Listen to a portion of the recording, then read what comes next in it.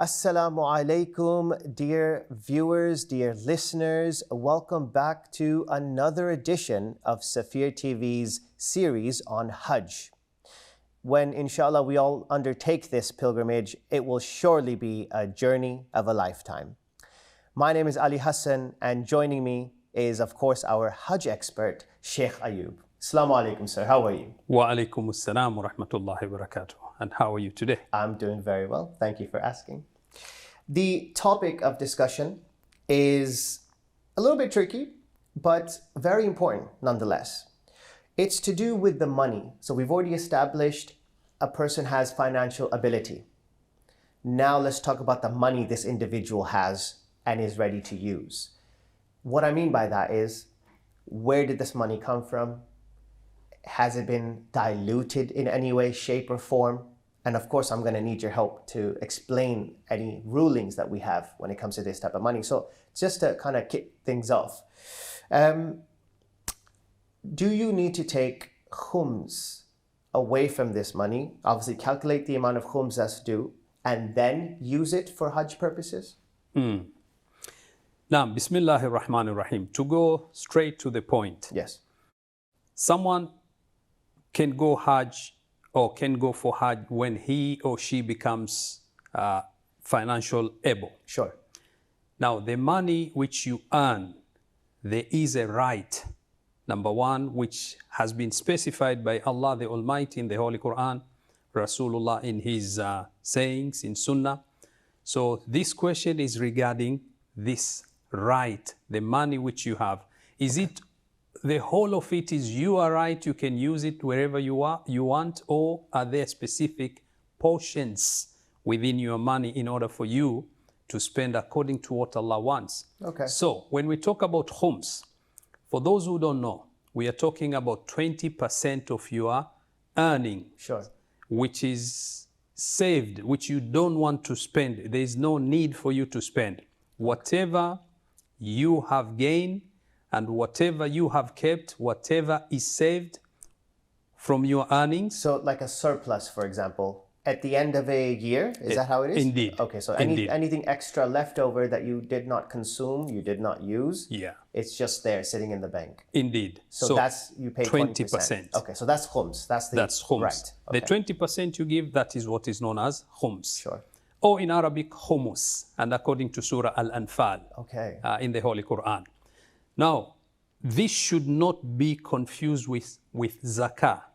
Oh. Zakah is one type of tax, if we can call it, you need to pay. Okay. If you have certain things which are connected with other things, if the question will come, we'll mention Sure. or the things which you have to pay for zakah. Obviously, that sounds like a completely different episode to talk about just zakat by itself and everything. Yeah. So would we class the money that is being used to purchase the tickets to go on Hajj, would they need to have already be cleansed, if I can use that word, by having khums calculated and removed from that, as well as zakah, if applicable, obviously? Was that a need, a necessity, something mandatory? Oh, yes, yes, indeed. Okay. Because this is the right which Allah has mentioned it clearly in the Holy Quran. Right. The Holy Prophet ﷺ has said, he has asked the companions to give out. So yes, before you go for Hajj, you need to make sure you have paid out your khums, 20% of your earnings. What remains, then that you can prepare for Hajj trip and whatever you want to spend there. That's fine. That answers the questions. I have another one for you. It's a bit of a follow-up one. Still relates to khums. What if you wanted to use some of the khums money for Hajj?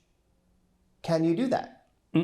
No. Not even a percentage? No. Okay. No, you have to pay khums, then you go for Hajj. Thought I could have thrown you a curveball, but no. Okay. Here's a couple of quick questions. I think I know the answer to this one already. I mean, anyway, I should, but I'd like to get it from yourself. Yeah. So is it permissible for a person to perform Hajj with usurped money or stolen money? The answer is no. Categorically, categorically is no. Yeah. Here there are two things, or at least one, which is very important.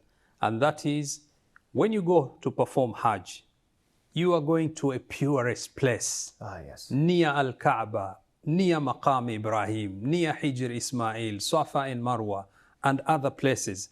You want to go there to clean yourself, to clean your money, to clean whatever.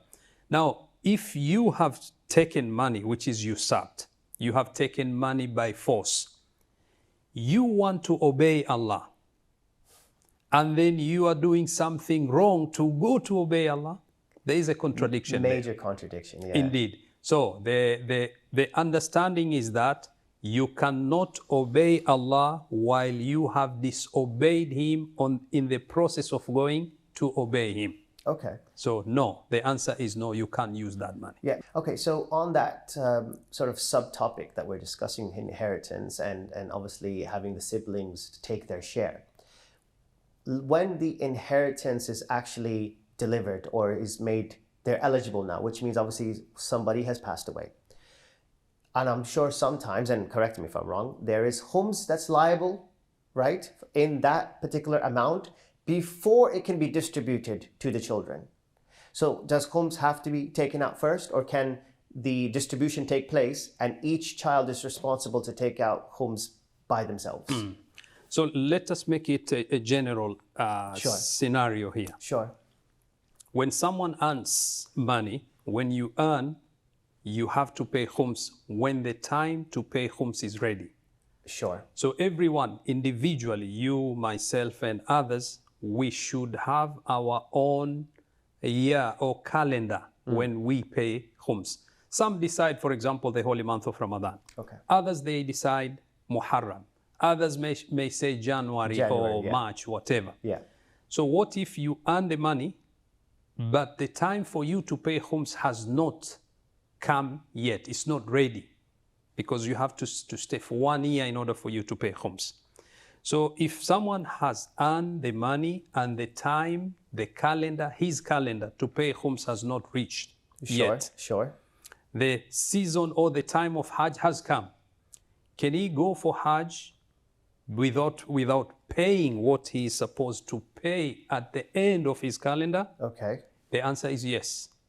Because here, in order for you to pay khums, you need to wait for 1 year.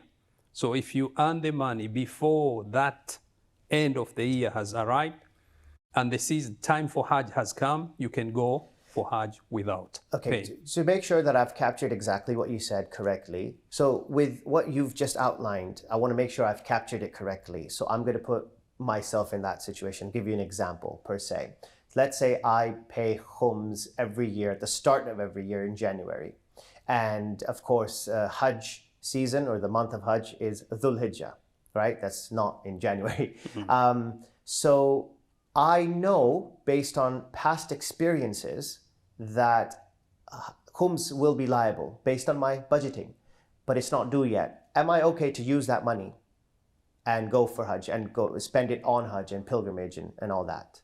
Yes, indeed. Okay. When the date is due or the time for you to pay khums is due, then you pay your khums. Right. Before that, yes, you can go Hajj, no problem at all. Because it could actually be an expenditure. You could actually spend that money. Therefore, khums may not be liable at the end of the year. That makes complete sense. Yeah. So talking about inheritance, you've when it becomes liable for the children to take it, is khums to be deducted from that inheritance? So what we have mentioned here is that that one family member, he cannot take the money of inheritance for him to say, I want to go for Hajj, without the distribution of the share amongst the inheritors, as we have mentioned. Yes, yes. Now, when they inherit whatever properties from their parents, there is no khums to be paid from the inheritance.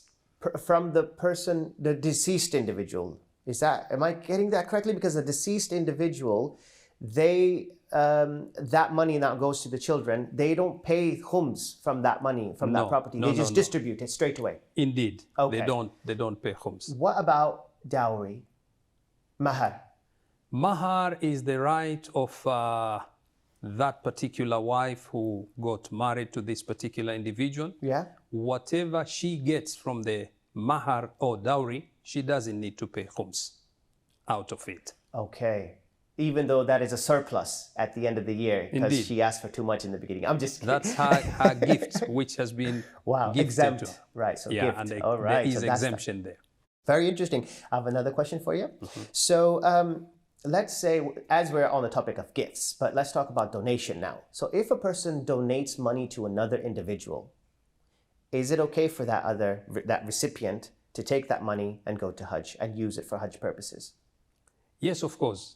No problem at all. However, if there is any condition which has been stipulated, yes, he has to follow the conditions. But as a donation, he can go. So if someone wants to buy a ticket for you to go for Hajj, Yes. as a donation, you can go for Hajj without any problem. Okay, so that's easy, straightforward. I've heard of schemes, for example, in various countries where they call it a Hajj lottery. I don't know if they actually pay towards it, but companies, they offer their employees, they pick and choose who get to go for Hajj this year. All that should be acceptable, in your opinion? Is that something that, or is there more conditions? Obviously, you know, companies say, hey, listen, employee X, employee A, B, C, you can go in 2021. Employee C, D, E can go 2022. Is that okay? It's fine. However, we need to look at this particular individual who has been appointed to go for Hajj.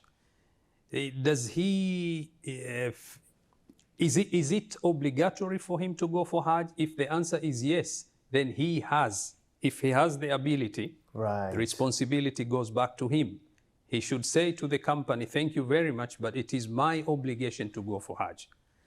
And if another employee has been selected to go for Hajj and he doesn't have the ability, financial ability, for him to go is fine. He can go because they have decided for him to go for Hajj without him being in the position of having that financial ability. Right. He has been gifted to go. He has been selected, appointed. It's fine. He can go and the company doesn't have any issue with that particular selection. So he met every single criteria except the financial one, but the company came in and took care of that and said, look, we will offer to pay for all your expenditures and your Hajj, your pilgrimage.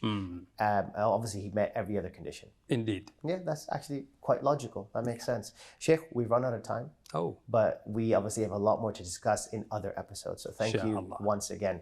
Dear brothers and sisters, I hope you enjoyed that one. It was a necessary one. In fact, we needed to know what kind of money we're actually using towards Hajj.